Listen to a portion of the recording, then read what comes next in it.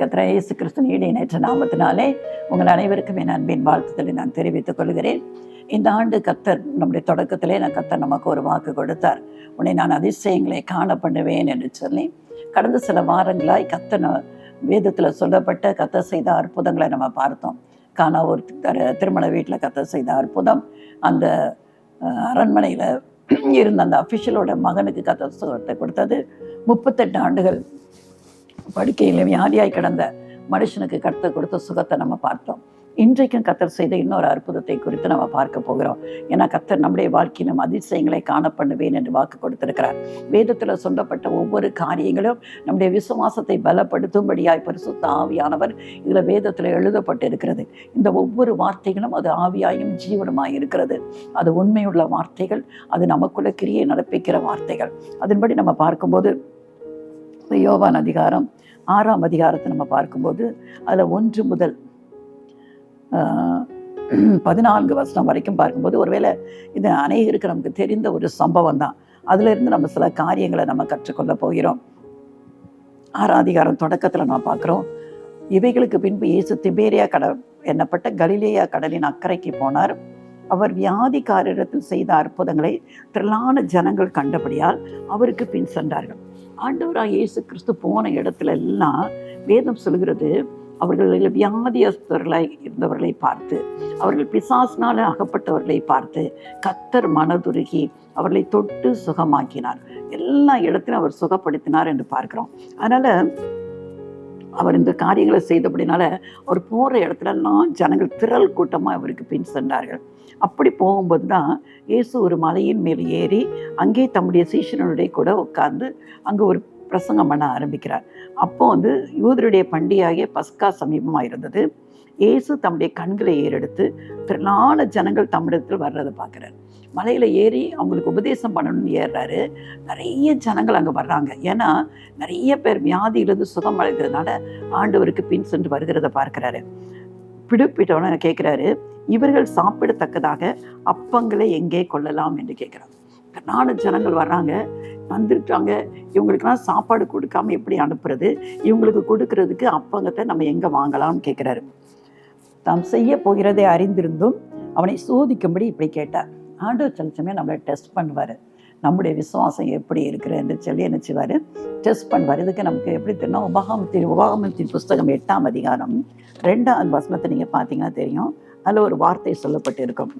உபாகமம் 8ஆம் அதிகாரம் 2ஆம் வசனம் சொல்லுகிறது, உன் தேவனாகிய கர்த்தர் உன்னை சிறுமைப்படுத்தும்படிக்கும் தம்முடைய கட்டளைகளை நீ கைக்கொள்வாயோ கைக்கொள்ள மாட்டாயோ என்று அவர் உன்னை சோதித்து உன் இருதயத்தில் உள்ளதை நீ அறியும்படிக்கும் உன்னை இந்த 40 வருஷமளவும் வனாந்திரத்திலே நடத்தி வந்த எல்லா வழியையும் நினைப்பாயாக. ஆண்டவர் என்ன செய்கிறாரு, இஸ்ரவேல் ஜனங்களுக்கு சொல்லும்போது, நீ அவருடைய கட்டளைகளை கைக்கொள்வாயோ கைக்கொள்ள மாட்டாயோ என்று அவர் உன்னை சோதிப்பார். ஆண்டவர் என்ன செய்வார்னா, சில சம்பவங்களை நம்முடைய வாழ்க்கையில் அனுபவித்து அது நிமித்தம் அவர் நம்மை சோதிக்கிற தேவன் என்று சொன்னால் அவர் நம்மை பொல்லாங்கினாலே சோதிக்கிற தேவன் அல்ல. ஒரு வித்தியாசத்தை நீங்கள் கண்டுகொள்ள வேண்டும்.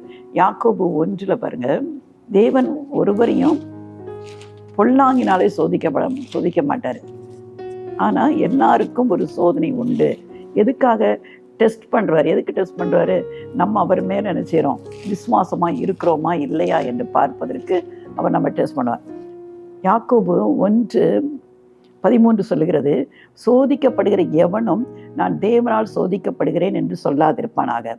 தேவன் பொல்லாங்கினால் சோதிக்கப்படுகிறவர் அல்ல, ஒருவனையும் அவர் சோதிக்கிறவன் அல்ல. 2 பிசாசு சோதனை கொண்டு வருவான், ஆண்டவர் கொண்டு வருவார். பிசாசு கொண்டு வருவது டெம்ப்டேஷன், அதாவது நம்மளை பாவத்தில் விழ பண்ணி பாவம் செய்ய வைக்கிறதுக்கு தான் அவன் என்ன செய்வான், சில டெம்ப்டேஷன்ஸை வாழ்க்கையில் கொண்டு வருவான், இச்சைகளை தூண்டுகிற விதமாய் கொண்டு வருவான். ஆனால் ஆண்டவர் சோதிக்கிறது எதுக்கு சோதிக்கிறார்னா, நம்முடைய விசுவாசத்தை கனப்படுத்தும்படியா, நம்முடைய விசுவாசம் பெருகும்படியா, நம்முடைய விசுவாசம் எப்படி இருக்கிறது பார்க்க முடியாது சொல்கிறேன். அதை நம்ம பார்க்குறோம். ஆதியாகமத்தின் புஸ்தகத்தில் நீங்கள் பார்த்தீங்கன்னா ஒரு நல்ல நமக்கு தெரிந்த ஒரு காரியம் தான், ஆபிரகாமை கர்த்தர் எப்படி சோதித்தார் என்று பார்க்கலாம். அதில் பாருங்கள், ஆதியாகமத்தின் புஸ்தகம் 22ஆம் அதிகாரம் சொல்கிறது, இந்த காரியங்கள் நடந்த பின்பு தேவன் ஆபிரகாமை சோதித்தார். டெஸ்ட் பண்ணி பார்க்குறாரு ஆபிரகாம். ஏன்னா அவனுக்கு 100வது வயசுல தான் யார் பிறக்கிறான்? ஈசாக்கு பிறக்கிறான். ஆனால் அவர் சொல்லும்போது எப்படி டெஸ்ட் பண்ணுறாரு பாருங்க. அப்பொழுது அவர் உன் புத்திரனும் உன் ஏக சுதனும் உன் நேசகுமாரனும் ஆகிய, அவனை ஒரு அடைமொழி கொடுக்குற, உன் புத்திரன் உன் ஏக சுதன் உன் நேசகுமாரன், அவனை நீ இப்போ அழைத்து மோரியா தேசத்துக்கு போய் அங்கே நான் உனக்கு குறிக்கும் மலைகள் ஒன்றின் மேல் அவனை தகன பலியாக பலியிடு என்று சொல்கிறார். ஒரு பெரிய ஒரு டெஸ்ட் அங்கே வைக்கிறார். டெஸ்ட் ஆண்டவர் வைப்பார், டெம்ப்டேஷன் யார் வைப்பார்? பிசாசு வைப்பான். ஆனால் ஆபிரகாம் பாருங்க, அவனுக்கு தெரியும். ஏன்னா ஈசாக்கின் மூலமாக தான் உன் சந்ததி விளங்கும் என்று சொல்லி ஆண்டவர் அவனுக்கு வாக்கு கொடுத்திருக்கிறாரு. அந்த வாக்கு கொடுத்த தேவன் உண்மை உள்ளவர் என்று சொல்லி ஆபிரகாம் அவரை முழுமையாக விசுவாசித்தபடினால்தான் அவன் தைரியமாக என்ன செய்யறான்? மனைவிட்ட கூட சொல்லலை. ஏன்னா மனைவிட்ட சொன்னால் ஒரே பிள்ளை இவ்வளோ நாள் கழிச்சு பிள்ளையே கட்டாயம் கொடுக்கவே மாட்டாங்க. அதனால தான் என்ன செய்யறான்? மனைவி பிள்ளையை கூட்டிகிட்டு மட்டும் என்ன செய்துட்டு போகும்போது கூட அவன் என்ன சொல்கிறான்? அந்த வேலைக்காரர் இடத்துல என்ன சொல்கிறாரு? 5ஆம் வசனம், ஆபிரகாம் தன் வேலைக்காரரை நோக்கி, நீங்கள் கழுதையை நிறுத்தி இங்கே காத்திருங்கள், நானும் பிள்ளையாண்டான அவ்விடம் மட்டும் போய் தொழுது கொண்டு உங்களிடத்தில் திரும்பி வருவோம். வார்த்தையில் ஒவ்வொன்று விசுவாசத்தை காமிக்கிறான் பாருங்க. ஆண்டவர் அவனை தான் பலியிட சொல்கிறாரு. ஆனால் அவன் எங்கே என்ன சொல்கிறான்? நானும் பிள்ளையாண்டான அங்கே போய் ஆண்டவரை தொழுது கொண்டு 2 பேருமே என்ன செய்வோம்? நான் திரும்பி வரணும்னு அவன் சொல்லலை, நாங்கள் என்ன செய்வோம்? திரும்பி வருவோம் என்றான். எல்லாவற்றிலையும் அவன் செய்த ஒவ்வொரு பேச்சில் சரி, நடந்து கொண்ட விதத்தில் சரி, எல்லாவற்றையும் அவன் விசுவாசத்தை அங்கே காண்பித்து கொண்டே இருக்கிறான். அது மட்டும் இல்லை, அதுலேயும் பயங்கரமான ஒரு காரியம் என்னென்னா, அங்கே போய் அவனை தகன பலிக்கு என்ன செஞ்சாரு? ஆயத்தை படுத்துறாரு. மகன் கூட கேட்குறான், தகன பலிக்கு ஆட்டுக்குட்டி எங்கேன்னு. அப்பவும் அவர் என்ன சொல்கிறாரு? நமக்கு தகன பலிக்கான ஆட்டுக்குட்டியை தேவன் பார்த்து கொள்வார்னு சொல்லிட்டு பலிபீடத்தை உண்டாக்குறாரு, கட்டைகளை அடுக்கிறாரு, குமாரனா ஈசாக்க கட்டுறாரு. ஒருவேளை ஆக்சுவலாக அவன் சின்ன பையன் இல்லை, கிட்டத்தட்ட அவனுக்கு 19 வயசு கிட்ட அவன் இருக்கும் என்று சொல்கிறார்கள். அந்த பலிபீடத்தின் அடுக்கிய கட்டைகளில் மேலே என்ன செய்கிறாங்க? அவனை கிடத்தினான். பின்பு ஆபிரகாம் தன் குமாரனை வெட்டும்படிக்கு தன் கையை நீட்டி கத்தி எடுத்தான். மகனையும் நம்ம பாராட்டணும். ஈசாக்கு என்ன செய்யல? கத்தி கூச்சல் போட்டு ஓடுறதுக்கு என்ன வயசான தகப்பனான் ஒரு தள்ளுனா அவர் கீழே விழுந்துருவார், தப்பிச்சு என்ன செஞ்சிடலாம், ஓடிடலாம். ஆனால் அவரும் அப்போ அந்த காலத்து பிள்ளைகள்லாம் பெற்றோருக்கு எவ்வளவாய் கீழ்ப்படிந்தார்கள். இன்றைக்கு உள்ள பிள்ளைகளை கூட நம்ம நினைத்து பார்க்கலாம். பின்பு ஆபிரகாம் தன் குமாரனை வெட்டும்படிக்கு தன் கையை நீட்டி கத்தியை எடுத்தான். அப்பொழுது கர்த்தருடைய தூதனான வானத்திலிருந்து ஆபிரகாமே ஆபிரகாம் என்று கூப்பிட்டார். அவன் இதோ அடியேன் என்றான். அடுத்த வார்த்தையை பாருங்க. அந்த 22ஆம் அதிகாரம் 12ஆம் வசனம் சொல்கிறது, அப்பொழுது அவர், பிள்ளை ஆண்டான் மேல் உன் கையை போடாதே, அவனுக்கு ஒன்றும் செய்யாதே, நீ அவனை உன் புத்திரன் என்றும் உன் ஏக சுதனம் என்று பாராமல் எனக்காக ஒப்பு கொடுத்தபடியினால் நீ தேவனுக்கு பயப்படுகிறவன் என்று இப்பொழுது அறிந்திருக்கிறேன். ஆண்டவர் எதுக்காக டெஸ்ட் பண்ணாரு?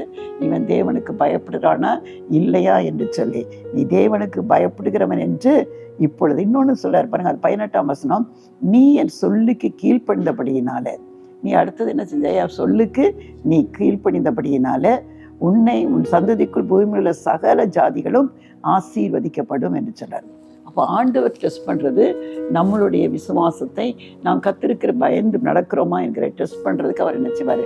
சில வேளை நம்முடைய வாழ்க்கையில் டெஸ்டிங்கை அவர் அனுமதிப்பார். அது மட்டுமல்ல, நீங்கள் பார்த்தீங்கன்னா எரேமியாவில் ஒரு வசனத்தை பார்க்கணும். எரேமியா 17:10 பார்க்கும்போது, நானே ஒவ்வொருவனுக்கும் அவனவன் வழிகளுக்கும் செய்கைகளின் பலன்களுக்கும் தக்கதை கொடுக்கும்படிக்கு இருதயத்தை ஆராய்கிறவரும் உள்ளின் திரியங்களை சோதிக்கிறவருமாயிருக்கிறேன்.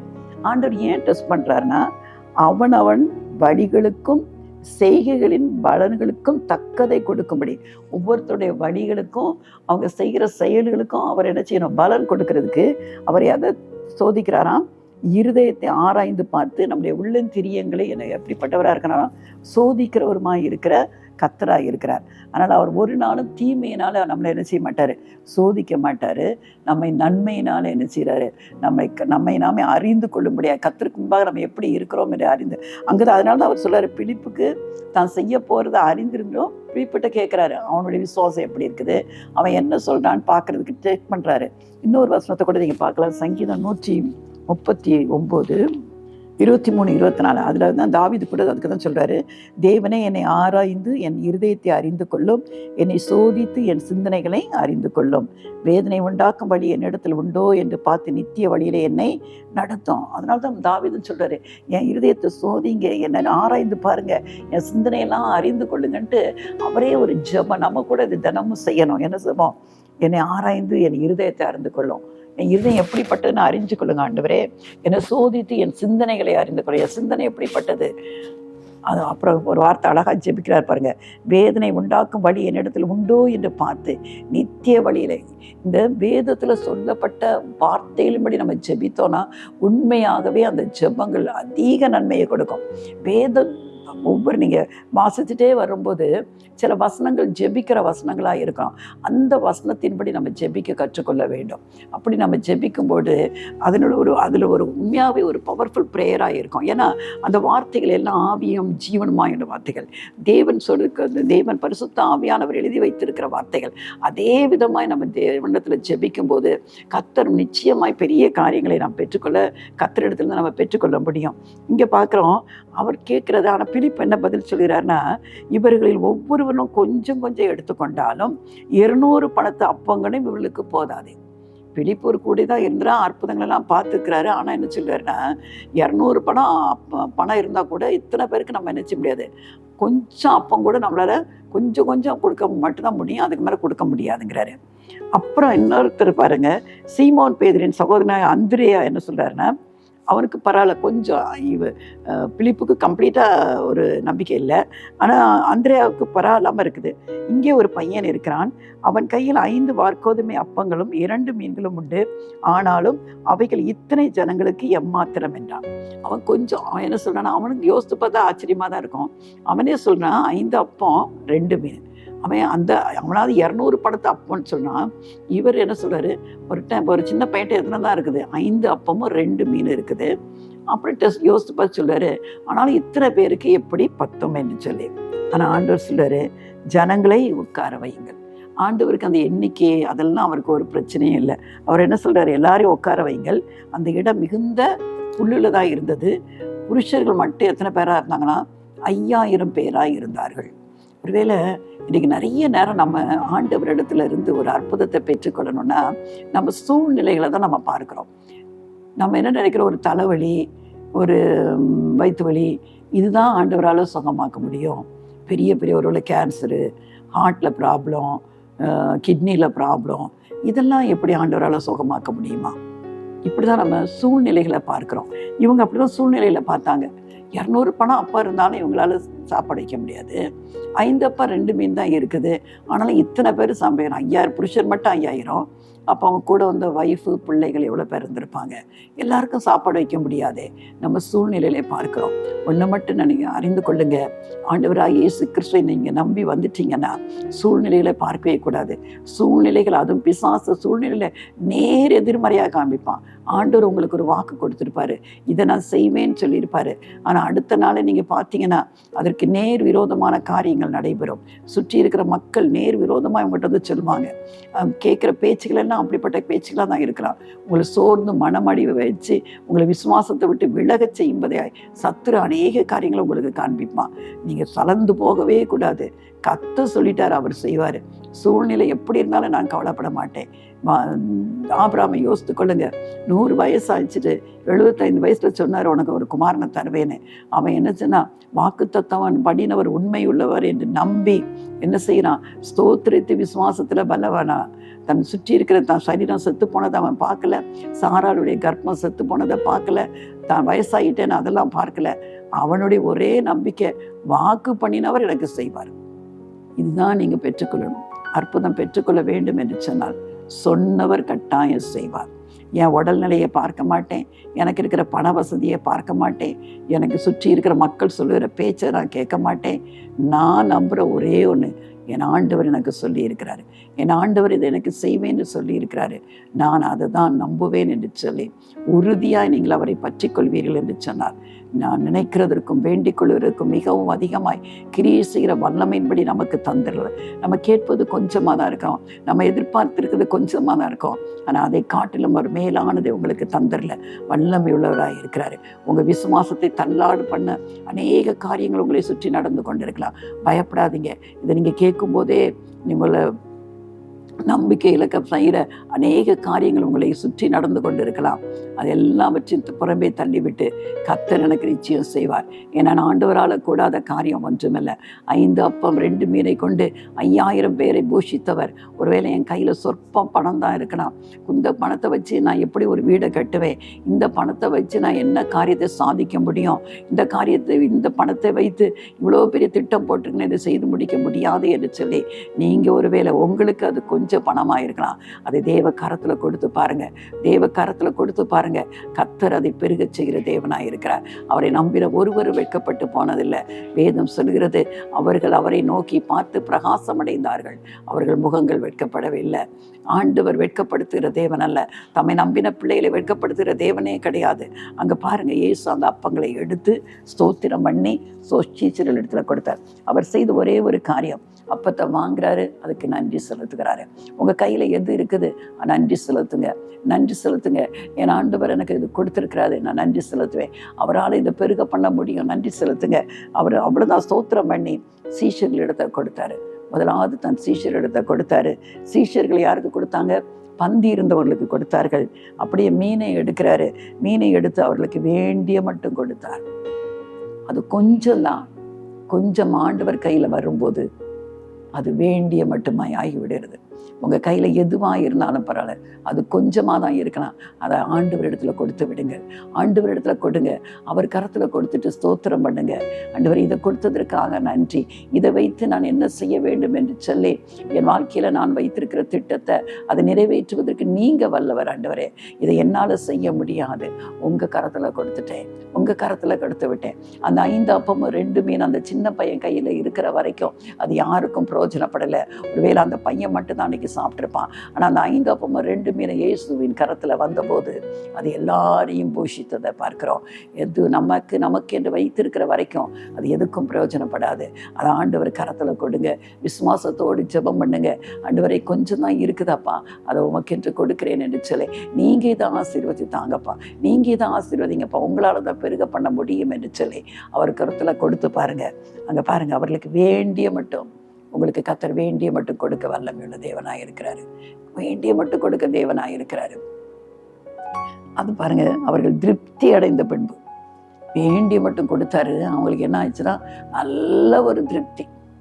நீங்கள் எந்த காரியமாக இருந்தாலும், பணம் மட்டுமல்ல, எந்த காரியமாக இருந்தாலும் ஆண்டவர்கிட்ட சொல்லாமல் எதையுமே செய்யாதீங்க. ஆண்டவரிடத்துல பெர்மிஷன் வாங்காமல் எதையும் செய்யாதீங்க. சின்ன காரியமோ பெரிய காரியமோ ஆண்டவர்கிட்ட சொல்லப்படுங்க. ஒவ்வொரு நாளும் உங்களுடைய ரிலேஷன்ஷிப் அப்படி தான் இருக்கணும். எஸ் அப்பா, நான் இதை செய்யறேன், இங்கே போக போகிறேன், இந்த காரியத்தை நான் செய்யணும், இது எனக்கு தேவை, என் பிள்ளைகளுடைய படிப்புக்கு இது தேவை, என் வீடு கட்டுவதுக்கு இது தேவை, எதுவாக இருந்தாலும் அவர்கிட்ட சொல்லுங்க.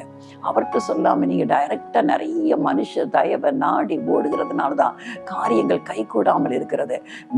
முதலாக சொல்ல வேண்டிய இடம் ஆண்டவராக இயேசு கிறிஸ்துவிடம் மட்டுமே. என்ன பிரச்சனையாக இருக்கலாம், என்ன போராட்டமாக இருக்கலாம், நீங்கள் அதில் கலங்கி தவித்து இந்த மனுஷன்ட்ட போனால் எனக்கு விடுதலை கிடைச்சிருமா, அங்கே போனால் எனக்கு விடுதலை கிடைக்குமா, இவர் எனக்கு உதவி செய்ய மாட்டாரா, ஓடாதீங்க. முதலாவது உங்கள் காரியத்தை இயேசுவிடம் கொண்டு வாருங்க. இயேசுவிடம் கொண்டு வாங்க. அவர்கிட்ட கொண்டு வந்துட்டிங்கன்னா போதும், மற்றதெல்லாம் அவர் பார்த்துக்கொள்வார். ஆண்டவர்கிட்ட கொடுத்து விட்டு அவருக்கு நன்றி செலுத்தப்படுங்க. ஆண்டவரே, இந்த பிரச்சனையை உங்கள் கரத்தில் கொடுத்துட்டேன் ஆண்டவரே, நிச்சயமாக நீங்கள் இதுலேருந்து எனக்கு ஒரு விடுதலை தரப்போறீங்க, உங்களுக்கு நன்றி. அவர்கிட்ட கொடுத்து விட்டு நீங்கள் திருப்பி போய் துக்கமுகமாக இருக்கக்கூடாது. அண்ணாலை கொடுத்து பார்க்கிறோம், தேவ சமூகத்துல குழந்தை இல்லை என்று சொல்லி தன் இருதயத்தையே தேவ சமூகத்துல ஊற்றி விட்டார். ஆனால் அழகா வேதம் சொல்கிறது, பின்பு அவள் துக்கமுகமாய் இருக்கவில்லை. பின்பு அவள் ஏலி சொல்லி அனுப்புகிறான், நீ இஸ்ரவேலின் தேவனாகிய கர்த்தரிடத்துல வேண்டிக் கொண்ட உன் விண்ணப்பத்தின்படி அவர் உனக்கு தந்தருள்வாராக. அவர் சந்தோஷமா வீட்டுக்கு போற, உடனே கர்ப்பம் தரிக்கிறார். அது மட்டுமல்ல, அதுக்கு பிறகும் 3 ஆண் பிள்ளைகள் 2 பெண் பிள்ளைகளை அவர் பெற்றெடுக்கிறாள் என்று பார்க்கிறார். ஆண்டவர்கிட்ட சொல்லிட்டு பின்பு துக்கமுகமா இருக்கக்கூடாது, சொல்லிட்டு திருப்பி போய் கவலைப்பட்டுக்கிட்டே இருக்கக்கூடாது. அந்த அளவுக்கு உங்க நம்பிக்கை ஆண்டவர் மேல வரணும். அவர்கிட்ட கொடுத்துருங்க. இந்த கேட்டுக்கொண்டிருக்கிற அன்பு தெய்வ பிள்ளைகளே, எந்த சூழ்நிலை நீங்க கேட்டுக்கொண்டிருக்கிறீர்களோ எனக்கு தெரியாது, எந்த சூழ்நிலையா இருந்தாலும் என் தேவனால முடியாது என்று சொல்லி முடியாததை முடிய பண்ணுகிறவர் நம்முடைய ஆண்டவர். ஆண்டவராக இயேசு கிறிஸ்து. மனுஷன் முடிஞ்சதை தான் செய்து கொடுப்பான். ஆனால் ஆண்டவராக இயேசு கிறிஸ்து முடியாதவர்களை முடிய செய்கிற தேவன். மறந்தே போகாதீங்க, அவரால் கூடாத காரியம் ஒன்றுமில்லை. அவர்கிட்ட வந்து கொடுத்து விட்டு அவருக்கு ஸ்தோத்திரம் பண்ணுங்க. அவர் வேண்டிய மட்டும் கொடுக்கிறார், திருப்தி அடைய பண்ணுகிற தேவனாக இருக்கிறார். அதுக்கு பிறகு பாருங்க, அவர்கள் திருப்தி அடைந்த பின்பு, அந்த யோவான் 6:12 சொல்கிறது, அவர்கள் திருப்தி அடைந்த பின்பு அவர் தம்முடைய சீஷர்களை நோக்கி, ஒன்றும் சேதமாய் போகாதபடிக்கு மீதியான துணிக்கைகளை சேர்த்து வையுங்கள் என்றார். இதை நீங்கள் அறிந்து கொள்ள வேண்டும். ஒன்றும் சேதமாய் போய்விடக்கூடாது, எதுவுமே வீணாக போயிடக்கூடாது. மீதியானது என்ன செய்யுங்க? சேர்த்து வையுங்கள். ஆண்டவர் இங்கே ஒரு பெரிய பாடத்தை நமக்கு கற்றுக் கொடுக்கிறார். நம்முடைய வாழ்க்கையிலும் அநேக நேரம் நம்முடைய பண காரியங்களாக இருக்கலாம், வருமானத்தின் காரியங்களாக இருக்கலாம், எதுவுமே நம்ம என்ன செய்கிறோம்? திட்டமிடாமல் செய்து கொண்டே இருக்கிறத பார்க்கலாம். ஆனால் ஆண்டவர் சொல்கிறார், மீதியானது, ஒவ்வொரு வருமானத்தில் மீதியானதுன்னு என்ன செய்யணும்? சேர்த்து வையுங்கள். இன்னைக்கு அநேகருக்கு என்ன பண பிரச்சனை ஏன் வருது தெரியுமா? ஒரு வருமானம் வந்த உடனே ஆண்டவர்கிட்ட கொடுக்கறது கிடையாது. அவருக்கு கொடுக்க வேண்டியதை ஆண்டவர்கிட்ட கரத்தில் வாங்கின உடனே ஆண்டவர் கரத்தில் கொடுக்கணும். ஆண்டவரே, இதை நான் எப்படி செலவழிக்கணும்? என் வீட்டில் என்னுடைய செலவுகளுக்கு நாங்கள் என்ன பண்ணணும்? ஆண்டவருக்கு தசம பாகம் கொடுக்க வேண்டியது இருக்கும் என்று அவருக்கு தசம பாகம் எடுத்து வைங்க. ஏழைகள், விதவைகள், திக்கற்ற பிள்ளைகளை விசாரிங்கள் என்று வேதம் சொல்லுது. அது உங்களுக்கு ஆண்டவர் எப்படி வெளிப்படுத்துகிறார்? இப்படி தான் செய்யணும்னு இல்லை. ஆண்டவர் உங்கள் பணத்தை யாருக்கு கொடுக்கணும்னு சொல்கிறாரோ அந்த விதத்தில் நீங்கள் அதை நீங்கள் திட்டமிட்டு செய்ய. மற்றபடி உங்கள் வருமானத்தை ஆண்டவர் கரத்தில் கொடுத்து, ஆண்டவரே நீங்கள் ஆண்டவரே இதில் ஆண்டவரே அன்றைக்கு 5 அப்பத்தை 2 மீனையும் ஆசீர்வதித்து வேண்டிய மட்டும் கொடுத்து திருப்தி அடைந்த பிறகு மீதியானதை சேமிக்க சொன்னீங்களே ஆண்டவரே, அப்படியா மீதியானதை சேமிக்கத்தக்கதாய் எனக்கு உதவி செய்யுங்கள் என்று கேட்பீங்க என்று சொன்னால் கர்த்தர் உங்கள் வாழ்க்கையில் திருப்தியான ஒரு வாழ்க்கையை தருவார். அங்கே பாருங்கள், அடுத்த வசனம் பாருங்குது, அந்தபடி அவர்கள் சேர்த்து மார்க்கோதுமை அப்பங்கள் 5 அவர்கள் சாப்பிட்டு மீதியான துணிக்கைகளை 12 கூடைகளில் நிரப்பினார்கள். மீதியானது எவ்வளோ வந்துச்சான்? 12 கூடைகள்.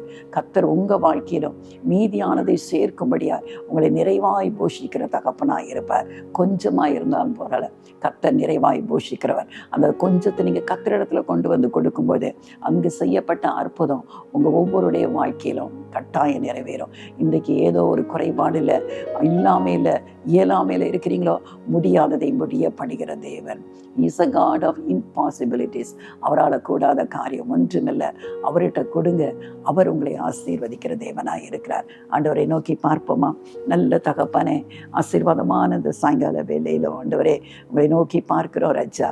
அன்றைக்கு 5 அப்பம் 2 மீன் தான் 5000 பேரை போஷித்தது மட்டுமல்ல ஆண்டவரே, தகப்பனே செய்ய போகிறத அறிந்திருந்தும் பிலிப்புவை சோதிக்கும்படியா நீங்கள் கேட்டீங்கப்பா. எங்களுடைய வாழ்க்கையிலும் ஆண்டவரே ஆபிரகாமின் விசுவாசம் ஆண்டவரே எங்கள் வாழ்க்கையில் காணப்படட்டும் ஆண்டவரே. எங்கள் உள்ளந்தரியங்களை சோதித்து அறிந்து கொள்கிற தேவன் ஆண்டவரே.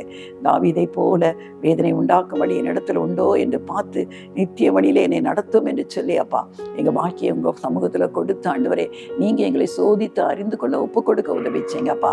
இயலாமை என்ற பிரச்சனையினாலே வாடிக்கொண்டிருக்கிற மக்கள் அப்பா, இல்லாமை என்ற பிரச்சனையில் இருக்கிற பிள்ளைகள் ஆண்டவரே, சுகத்தில் ஆண்டவரே இல்லாமல் இருக்கிறாங்க, பணத்தில் இல்லாமல் இருக்கிறாங்க, சமாதான குறைவு என்று இல்லாமல் இருக்கிறாங்க ஆண்டவரே. எப்படிப்பட்ட இயலாமையாக இருந்தாலும் அப்பா அதை உங்கள்கிட்ட கொண்டு வரும்போது கர்த்தாவே அதை கொடுத்து விட்டு உங்களுக்கு நன்றி செலுத்தும் போது ஆண்டவரே அவர்கள் எதிர்பார்த்ததை காட்டிலும் பெரிய காரியங்களை செய்கிற தேவன். மீதியானது சேமிக்கத்தக்கதாய் கர்த்தர் ஆசீர்வதிக்கிற தேவன் அப்பா. ஒவ்வொரு பிள்ளையுடைய வாழ்க்கையிலும் அப்பா அவருடைய இயலாமை மாறட்டும், இல்லாமை மாறட்டும், நெருக்கடிகள் மாறட்டும், கஷ்டங்கள் மாறட்டும், கடன் பிரச்சனைகள் மாறட்டும். ஒரே ஒரு காரியம், அந்த பிரச்சனைகளை ஆண்டவரிடத்துல கொண்டு வர வேண்டும் அல்லவா, உங்கள்கிட்ட கொண்டு வரட்டும். இயேசுவே நீங்கள் தான், நீங்கள் மட்டும்தான் எனக்கு உதவி செய்ய முடியும். இதுவரைக்கும் நான் மற்றவர்களை நம்பி ஏமாந்து போயிட்டேன், இப்போ உங்களை மட்டும் நம்புகிறேன் என்று சொல்லி உங்கள் பாதத்தண்டை எல்லாவற்றையும் வைக்க கற்றுக்கொள்ளட்டும் ஆண்டவரே. கர்த்தர் அப்படியே செய்கிற கிருபைக்காக ஸ்தோத்திரம் அப்பா. ஒவ்வொருடைய வாழ்க்கையிலும் அற்புதங்களை செய்யுங்க, அதிசயங்கள் நடைபெறட்டும். இயேசு கிறிஸ்துவின் வல்லமையுள்ள நாமத்திலே அப்படியே நடப்பதாக. இயேசுவின் நாமத்தில் பிதாவே, ஆமென்.